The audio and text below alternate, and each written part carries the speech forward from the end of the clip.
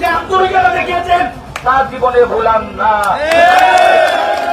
আমাদের সন্তান হিসেবে আমি তো আপনাদের কাছে থাকবো। আর ওই ফেব্রুয়ারি নির্বাচনে আপনারা ভোট দিয়ে যেমন আমাকে আপনাদের প্রতিনিধি বানিয়ে আমাকে সারা জীবনের জন্য ঋণী করে দিয়েছেন, ঠিক আজকে আবারও আপনারা সেইভাবে মাননীয় প্রধানমন্ত্রীকে এমন বিরোচিত সম্বোধনা দিয়ে সত্যি আজকে আমাকে আরো বেশি ঋণী করে দিয়েছেন। বন্ধুরা আমার,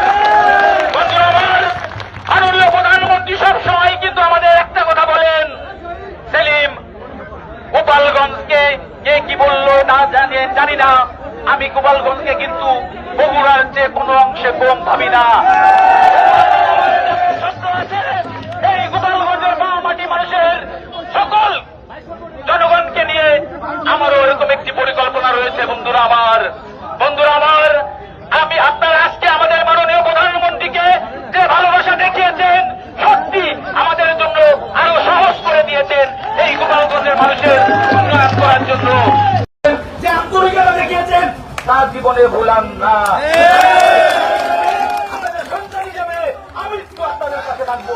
সবাই ভালো থাকবেন, সুস্থ থাকবেন, সবাই আপনার মঙ্গল কামনা করে শেষ করছি।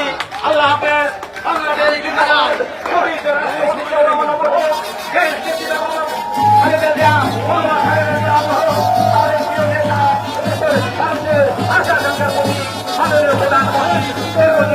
ধন্যবাদ সবাইকে।